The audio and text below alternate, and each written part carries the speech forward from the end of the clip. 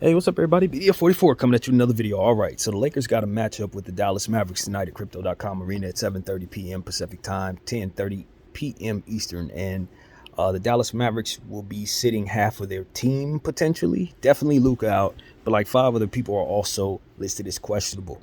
JaVale McGee's questionable, Kyrie Irving's questionable. You also have who is it? JaVale McGee, Kyrie Irving, few other guys too. My mind is gone blank, but yeah, they're gonna be missing some guys potentially.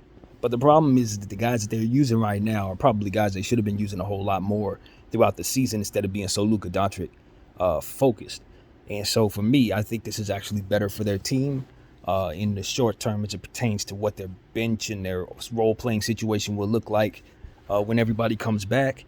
And also, of course, going into next season, if they retain a lot of the players that they have, they're just getting a chance to finally get something out of guys like Hardy and Green, particularly, who are high-level forwards, guard combination players who can create for themselves, create for others, shoot the three.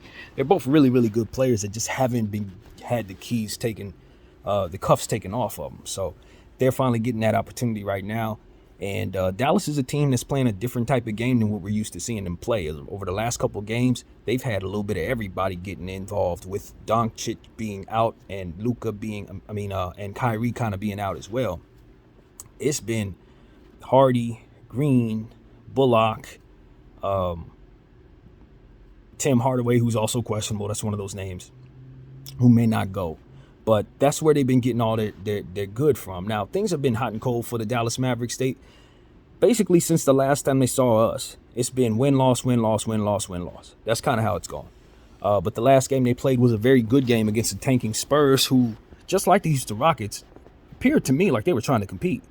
The game went into overtime. Spurs put on a pretty solid performance, but just weren't able to overcome the others from the Dallas Mavericks, who also put up a really nice performance. So it wasn't any stars involved in that one. But you saw two teams getting a chance to run some guys that they hadn't ran around in a long time. And as a result, the Dallas Mavericks shot over 50% from both the three and the field. So that's what they're coming off of. 137-point performance where they missed only half of everything they shot. So we need to understand that as we go into this game, having lost to a Houston Rockets team that's tanking also. They beat us by 4 points, but the game was never that close. We didn't play Anthony Davis. We didn't sign ourselves a center, so we didn't do anything that helped us in the paint, and it showed dramatically on both sides of the floor. The stats will tell you that we were an interior nightmare on both sides. So that's really what it was, man. But the good thing is, the last time we saw the Dallas Mavericks, they were an interior nightmare on both sides of the floor. They can't defend the paint. They can't score in the paint. Problem is, as I said, this is a different day. Just as I said, you got to pay attention to teams right now. You can't look at the last matchup and say, okay, well, we saw them, so now we see them again. Hell no, they're running different people. They're doing different things. And so that's what we need to be very so intent on after making that mistake against the Rockets, letting them beat us, even though nobody on this channel was caught off guard, because we were very much on point as it pertains to the Rockets. The Lakers just happened to not be. But nevertheless, we're going to be ready for the Dallas Mavericks tonight, too, on this channel, and hope our team can kind of get that part right this time. Because honestly, the Dallas Mavericks, just like the Rockets, are better than they actually are. And what that means, and it's a different way of saying it this time, because when I say they're better than they actually are with the Rockets, that means that the Rockets have been pretending to tank or pretending to be sucked so that they can actually put themselves in a position to get Wembanyama, right? We know that. Well, in Dallas's case, it's not that. It's a different way of looking at it, because with Dallas, as we said, they've always allowed everything to be run around Luka, and the other guys just don't get opportunities. So as a result, they appear to suck worse than they do. But once you start seeing that they have upside players on their bench that they need to develop and give more shots to, sort of like the Atlanta Hawks is always described to them, always Trae Young eccentric, so other guys don't get the shots. But when you remove Trae from that situation, you remove Luka from that situation, now you got to force other guys to do what it is that they probably should be doing, which are strengths for them anyway, which is combo stuff. You allow a guy like Green to get some assists and get some threes up and do some things in the open court. You allow a guy like Hardy to do better on the offensive end and slash and dunk and do all the different things getting to the line. It just makes the game more diversified for the Dallas Mavericks when you remove their best player from their situation. And so that's what I think. I think we have to deal with a scrappy Dallas Mavericks team that's going to kind of rival the same team we tossed out there last night, or rather against the Rockets without Anthony Davis. that's about as good as they're expected to be tonight without their guys, you know. So we should be able to flex on them if they don't play Luka, they don't play Kyrie, they don't play Tim Hardaway, JaVale McGee also out. And there was one more name, I don't remember what it was, but maybe it'll come to me. But if those guys are all out and they are listed as questionable, except for Luka, then we'll have a real good chance at dominating this basketball game, regardless of what we do with our roster tonight. In terms of getting a center in there, we just won't necessarily need one like we did against the Rockets. But see, here's something that I want people to understand. Against the San Antonio Spurs, Reggie Bullock had 13 rebounds. Christian Wood had 13 rebounds. So that right there tells me that they are team rebounded. They ended up with 50-plus rebounds, 52 or something like that on the Spurs. In that overtime victory, rebounding wasn't a problem.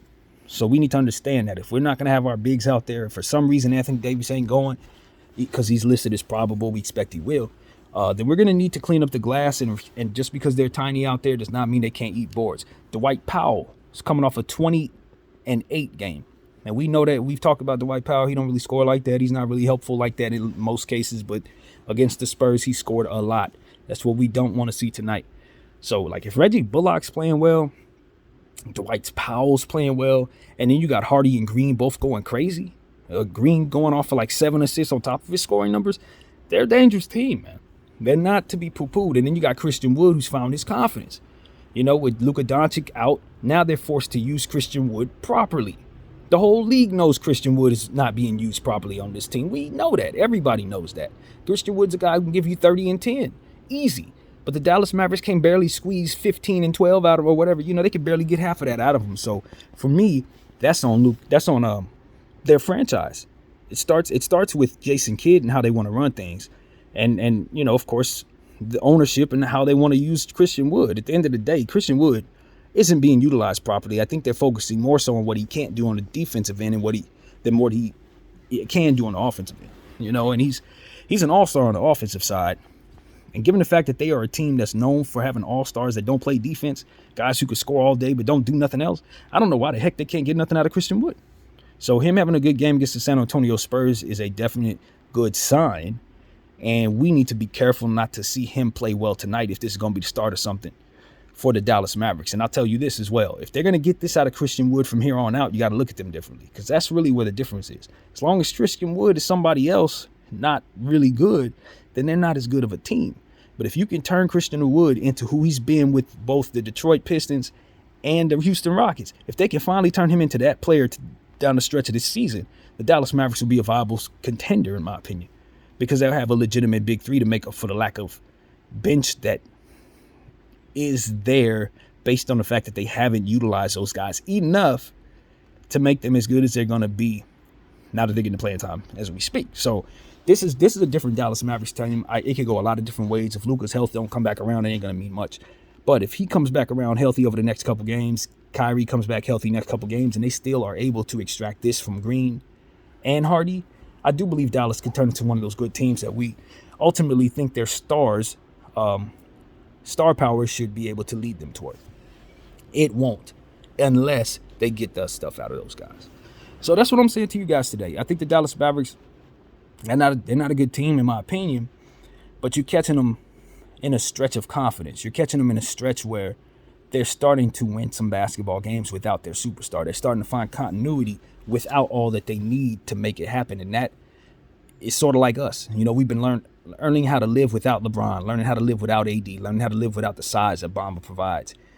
And the more games we play that way, the more we'll identify how to succeed in those ways. So I think that's what's happening with Dallas. They're coming in tonight kind of used to not having everybody, which means they should run very freely without Luka and Kyrie. And there's no guarantee Kyrie doesn't play. This is the Lakers. This is Crypto.com Arena. And yesterday the Lakers announced that they didn't want Kyrie Irving. That's not smart. When you know you got to play him the next day, and you go come out in the news and say, we don't want him. We want to make it a point to tell everybody on this day that his value isn't what we want, that isn't for us. And then you want to go out and potentially see him the next day. It's like, if he drops 50 on you, you know why.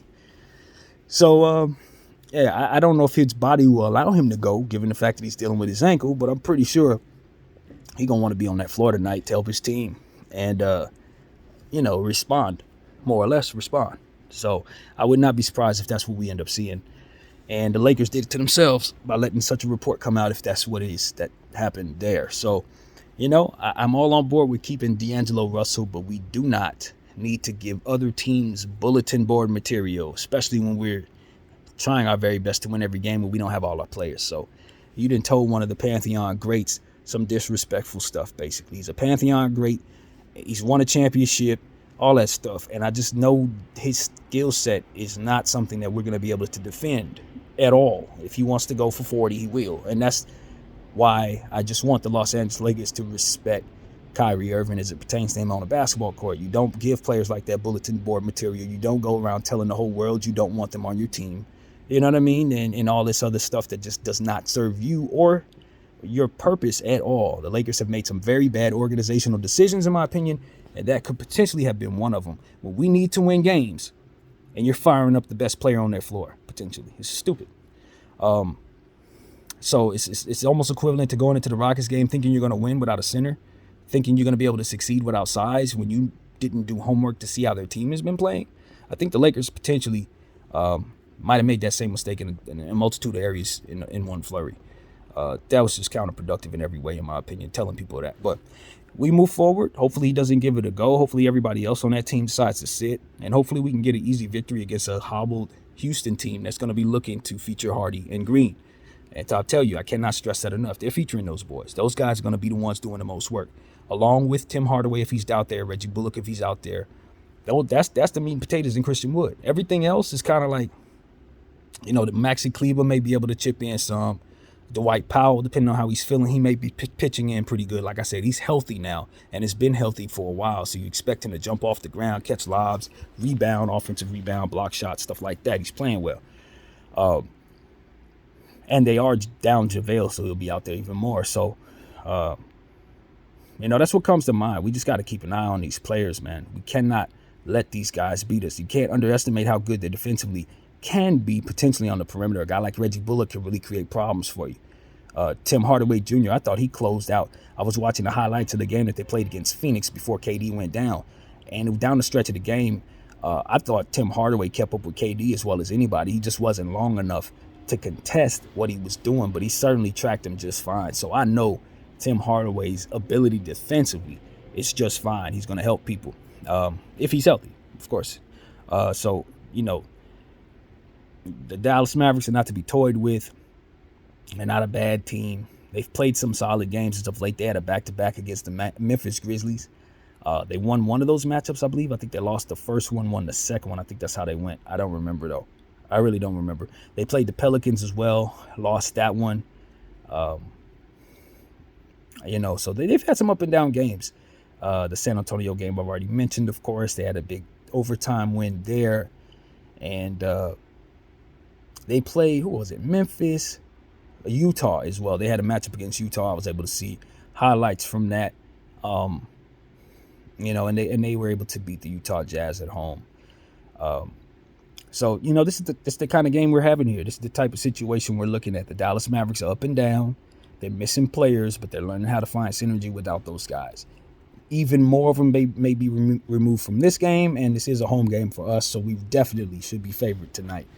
So I'm not gonna lie to you guys and tell you guys that I think Dallas is as good as Houston as a team. They're not. The records be damned. The Dallas Mavericks do not have a better overall roster than the Houston Rockets. As I've always told you guys, Houston Rockets are tanking on purpose. They're pretending to suck, and everybody on the team is really, really good secretly. And the thing about it is, Dallas Mavericks have some stars, but the back of that bench ain't nearly as talented as the team we just faced. It ain't. It's not even. So what we should be able to do, in my opinion, with respect to that, is flex on them. We're not going to have mismatches all over the floor like we did against Houston. We're not going to have a lack of size with Anthony Davis being out or nothing like that. We should be able to come back, be who we were against the New Orleans Pelicans, and blow this team out, to be completely honest with you. I don't expect us to even have any remnants from the Rockets game. I expect us to look at the Rockets game, be pissed about that Rockets game, look at the New Orleans game, realize you gave up a 30-point portion of a 40-point lead to make that game respectable when you were up by 40. At the end of the day, we ain't played well since we gave up that 40-point lead. Since we hit the 40-point up mark on that New Orleans game, the Lakers have sucked ever since. 6 quarters of garbage ever since. And that's exactly what we need to know, believe, and see. We ain't played well. The Lakers have not played well. And we could talk all about how they got that 40-point lead, but as soon as they got it, they took their foot off the gas and ain't put their foot back on it since. And I ain't pleased with it. I know there's a lot of schematic differences and things of nature that could contribute to that. And so that's just what we're looking at. The Lakers did not fill in that size. It didn't make for everybody else to play well because they had to play out of position. And we just did not perform. And I think that problem is still a problem we have today. Anthony Davis rolls an ankle. We're going to be right back in the same position. And I just am not pleased with our Lakers for making the executive decision to leave us without that position intact. I think that that's wrong. I think it leaves our players in a position to be injured, even more so, having to lean on players bigger than them and having bigger players pushing around on them. I don't think it's healthy. And I do think that the Los Angeles Lakers are making a huge mistake thinking that they're not doing damage to the potential of these players on this team wanting to re-sign with them because of it. I think if you get players enough and help them see that you prioritize all of them and their health, not just your stars that you're paying the most money to, but you have the responsibility to yourself to keep the reputation that you are a good organization that knows how to keep its players in a position to win, be healthy, and succeed. And as long as you're neglecting the size on a basketball floor when the game is about stilts running around, pushing each other around, and you neglect size, you are in fact not doing right by what it is you're supposed to be doing, Los Angeles Lakers. So I just want to make that very clear. This isn't harmless. This isn't, oops, my bad. This isn't, it's just you doing what you're supposed to do for your money. No, you're not doing what you're supposed to do as a franchise when you leave players without what they need to be healthy on the basketball floor. And size adds to that, equates to that, and is very much a part of that.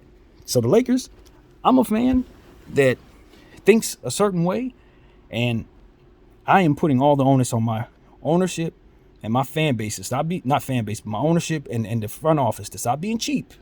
Stop being cheap and get our players the size help that will allow them to do their jobs properly.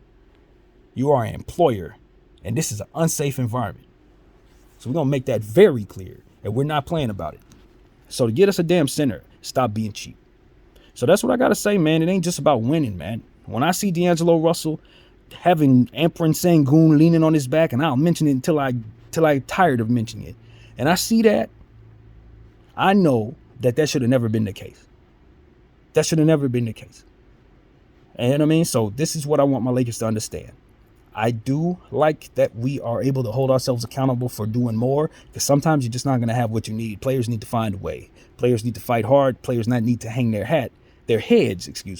Don't hang your head down just because you don't have what you need, because you're a professional. They're paying you millions of dollars. You got to still go out there with a lot of confidence. You're at the top of your game. You got to do the best what you can with what little you have, because sometimes ownership just ain't going to do it for you, and the fans are still cheering, and you still got a game to win. So sometimes teams win games that they don't, you don't have enough for, because hustle will outdo certain things. Hustle and good shooting will outdo certain things. But at the end of the day, it's on ownership to not pull the onus away from themselves as it pertains to the failure of the team when you don't get them all the players they need. It's your fault. So that's what it comes down to, man. I think the Los Angeles Lakers have a chance against the Dallas Mavericks to get away with it, given the fact that we have Anthony back out there and the fact they're just not a very big team themselves. But we got a 5-game home stand here, 5 straight games at home. There should be no reason why we don't bring in a couple centers. Vernon Carey, Boogie Cousins, Nerlens Noel, if he gets released from the Brooklyn Nets off of the 10-day. One of these men should be Los Angeles Lakers by the end of this 5-day road trip. Home trip, rather. They should be Lakers by the end of this. By the time we get on a flight to Chicago, we should not have this problem anymore, because we know Bamba will not be back before the playoffs. And even if he does, there's a great chance he rolls his ankle right after that we can still be in the situation. One big ain't enough. And bringing Bron back thinking he's going to help you, you better start thinking smarter than that, because he does not need to be playing center off this injury. He definitely does not need to be banging with big players like Jokic and Doncic or whoever's big down there, Jaren Jackson, fresh off the injury that we're asking him to come back from. So I want the Lakers to do the right thing or prepare to be continue to hear from us in regards to it, because this is not harmless. So that's really the gist of it, man. I'm a little deflated by the last loss, at least the Houston Rockets loss, because I just understand that once you lose a game like that, you put yourself up against the 8 ball to not be able to lose games like this or any other games for that matter. We got 12 of them left, and I'm not sure how many of these games we're actually going to be the victor of. I just don't know. It's a lot of games you could be favored in. You know what I mean? There's a lot of things that look good on paper. But the fact of the matter is, you got to toss the game ball up, and then from there, go at it for 48 minutes. And when you're talking about must win against professionals, we don't have the roster to just guarantee that we're going to be able to get all 12 of these victories. And in my opinion, you probably need all 12 of them. You probably need every last one of these games. And I'm just not sure that our coach is going to get us those victories, that our roster health is going to get us those victories, and that this stupid decision not to get a center right now isn't going to cost us those victories. You may be able to get the Dallas Mavericks. You may be able to win both them Bulls games, and one of them Suns games you're probably going to lose. That OKC game looking crazy. That Clipper game's looking crazy. You got 2 Utah games. Speaking of Utah, Dallas obviously played them. One thing that stood out, y'all know Damian Jones is guarding the perimeter and shooting threes now? Yeah, no exaggeration. In the highlights against the Dallas Mavericks, he was out there guarding the perimeter. They had him on Reggie Bullock or something like that. He did a fantastic job on it. And he was set up in the corner and shot a 3 and made it. No problem. Darvin, you had that boy looking like he couldn't chew gum and walk at the same time, and played him like he was even worse than that. Utah got him over there, and they're getting the most out of him. That's all. That's all I wanted to say. So I'm over it, man. I think my coach, he's not the guy for the job. I'm not here to bash him every day, but I don't know how else to look at what we're looking at without mentioning that. Yeah, we don't have enough, but if he was a little better with little bit, we would be better. Just like I said about Frank Vogel. Some people just don't do good with little bit. Sometimes you don't give people enough and you say, okay, make something out of nothing. That's a skill, man. That's a skill to make something out of nothing. To be able to find size where there isn't any, to be able to, pair up players together that maybe shouldn't be playing together necessarily to supplement what otherwise isn't there. You need to be able to really be a mind for that. Darvin is not a mind for that, man. And this is the circumstance we put him in. He's a rah-rah guy. He's a guy that's going to make people run through a wall for him. He needs strategists around him to help him with that stuff so that he can keep the people engaged in what it is that strategy would be. But if he's the guy coming up with the strategy, that strategy's trash, man. You just got to put people in the compartments where they can work and be their best.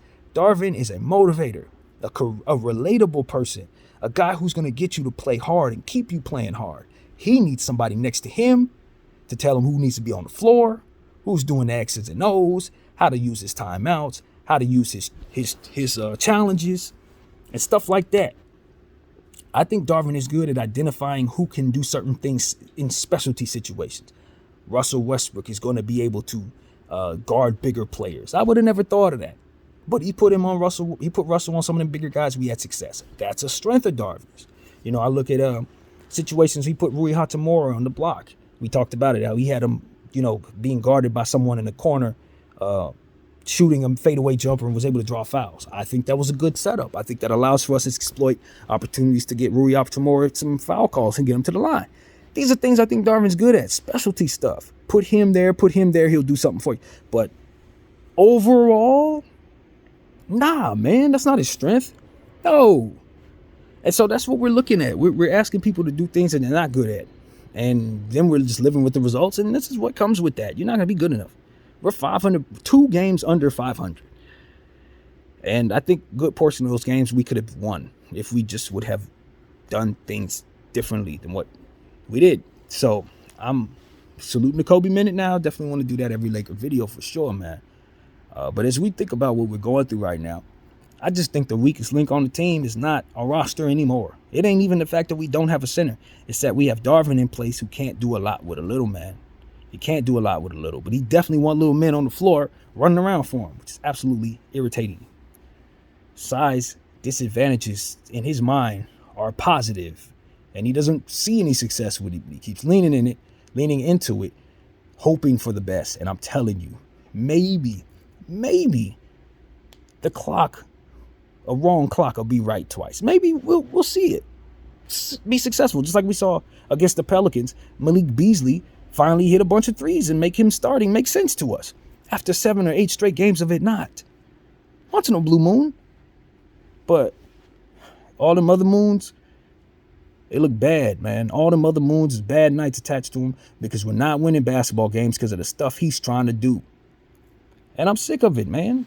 I'm a winner. I'm a Laker fan. I got 5 NBA championships to my lifetime. 6, actually. To be honest with you, 6 of them. 5 from Kobe, 1 from Bron. I don't want to watch ineptitude, man. I don't want to watch a coach that can't seem to figure it out.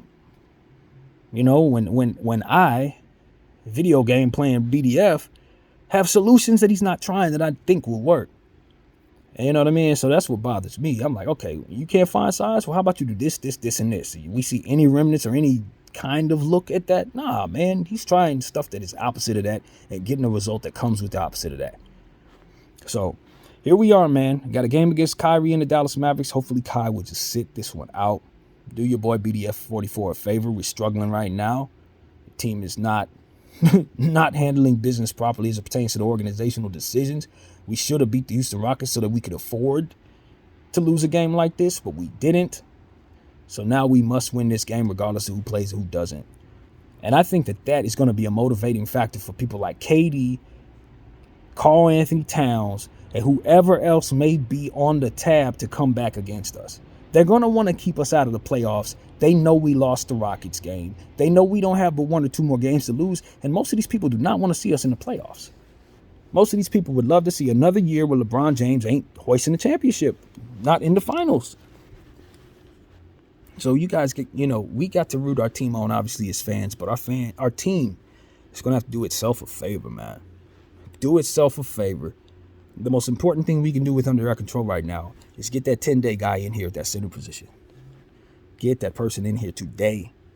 Stop living in this space where this decision is the right one. Because I promise you, it is not. That executive decision to not add a center to this team should not be the hill we die on, Genie. It's a bad decision. Take the extra $1 million and get yourself one of these centers so everybody is shut up. I promise you, it'll make your next couple of weeks very, very easy in comparison to what it's going to be if you don't do this. I'm telling you, this ain't no warning, nothing. I ain't got nothing but love in my heart when I say this. It's going to be a bad couple of weeks if she doesn't hurry up and change her mind about this. So that's what I got to say about that. It really is. Because at the end of the day, you can pretend like Anthony Davis isn't fragile. But if you ask him to play the center over the next 12 games, he ain't going to be there for the playoffs. I hope I'm wrong. But history tells us don't play around with that. That's what history's telling us. Don't think I'm wrong. So get us a center. Don't think twice. That's all I have to really say. That's really all there is to say. Everything else is just a byproduct of other stuff that is not necessarily as important as us finishing off this roster. You can win this game tonight, but you're going to run into one of them centers, and it's going to be the game that kicks you out the playoffs, so this game wouldn't have mattered anyway. Get yourself a center. Golly, man. So that's what I got. It ain't much to it. The Dallas Mavericks, because of the changes in their roster, a lot of the history of what games they've played in the recent past really ain't going to tell you what you're going to see tonight. If Tim Hardaway ain't out there and Kyrie is, that's a different dynamic. If Kyrie's out there, Tim ain't out there, that's a different dynamic. If both of them are out there, that's a different dynamic. If neither are out there, that's a different dynamic. And you got 3 other players to consider as well who may or may not be there. It's just not...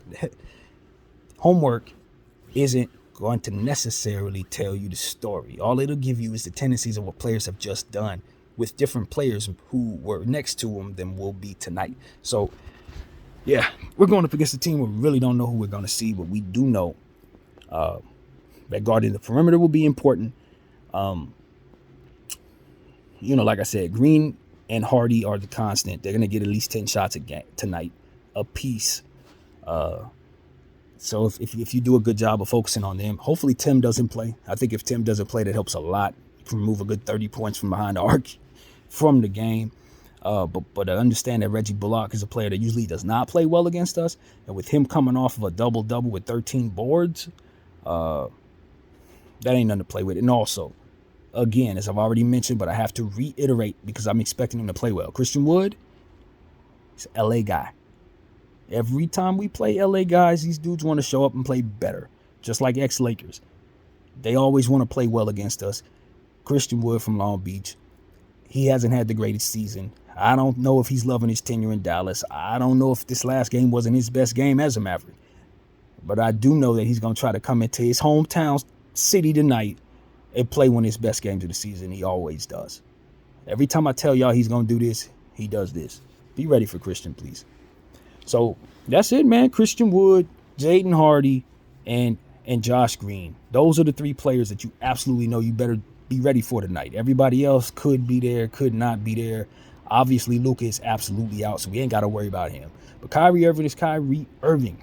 If he plays, then he's going to do Kyrie things. If you don't guard him properly, he's going to eat all night long. He's going to embarrass you, and you're going to lose. That's kind of how that goes, especially if his supporting cast is helping.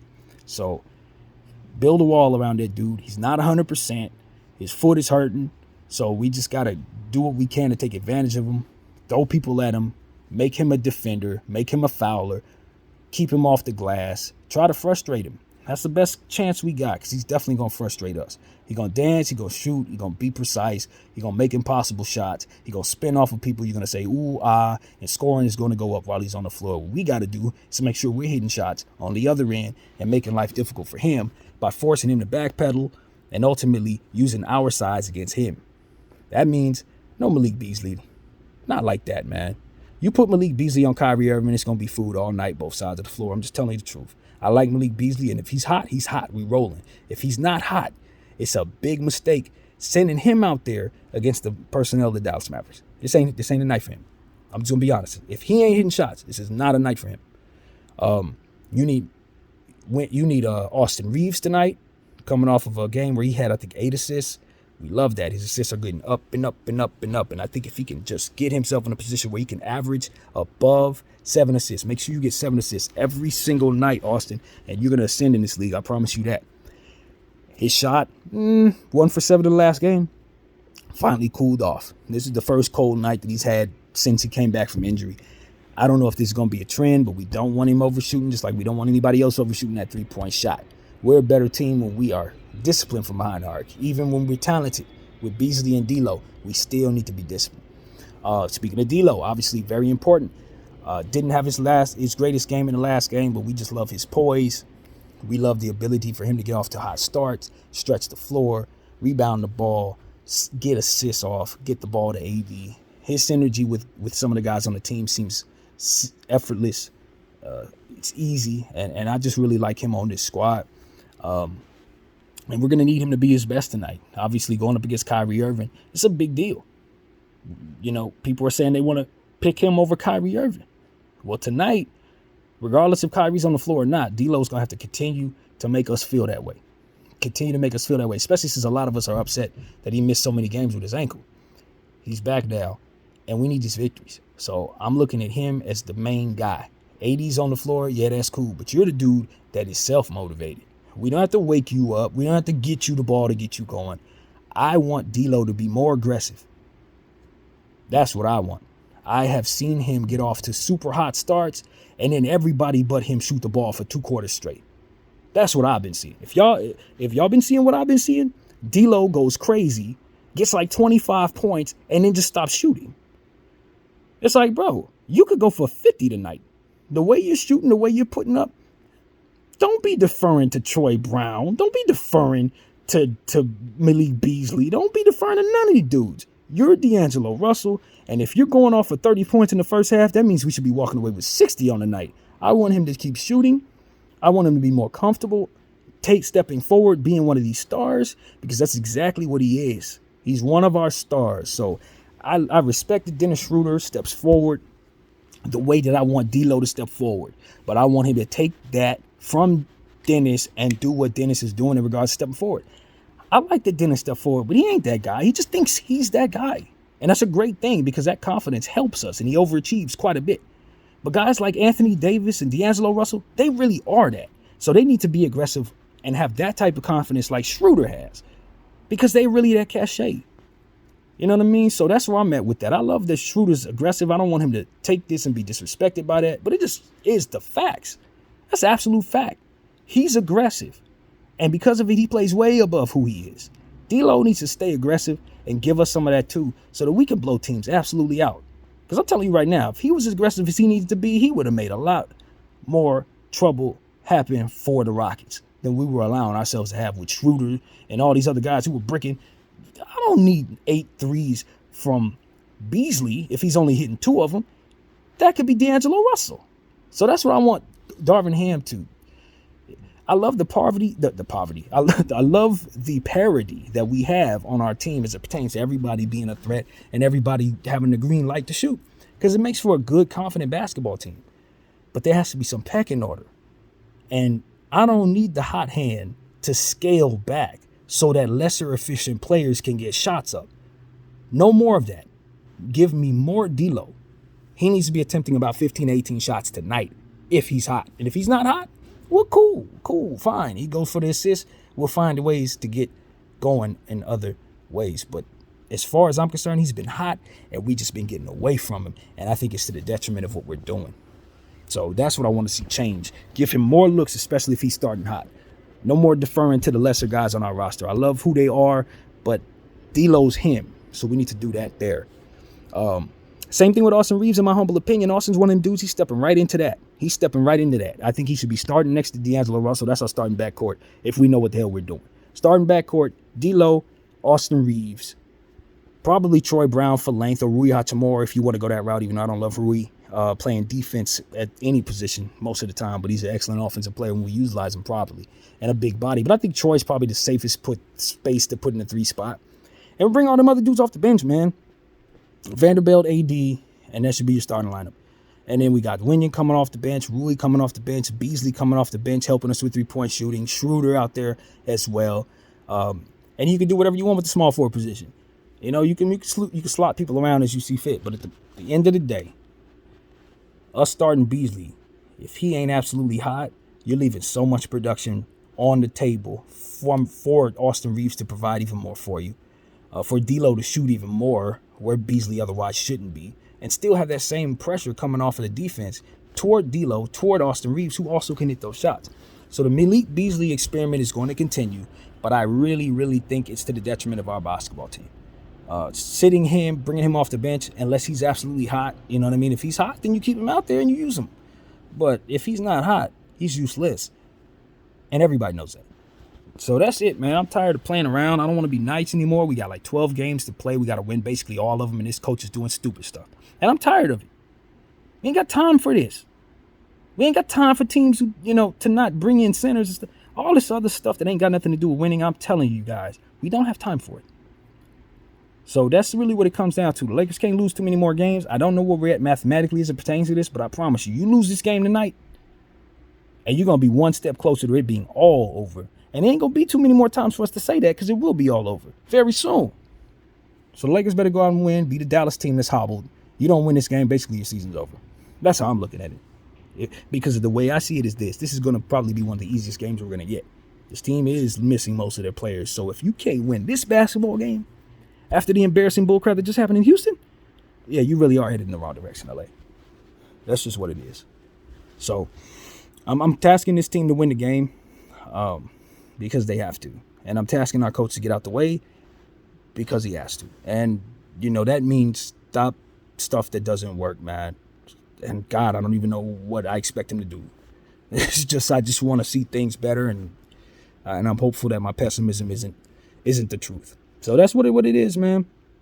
Go Lakers. Happy we're back home. We'll see our home floor for a little while. So I think the Lakers have an opportunity here. The Dallas Mavericks, we got the Orlando Magic coming in after that. And we'll talk about their length and all these other different things that come with that. But we don't want to overlook nobody. Let's focus on these hobbled Mavericks, beat them, and get back on the winning track. BDF 44. I thank you all for watching. I'm out.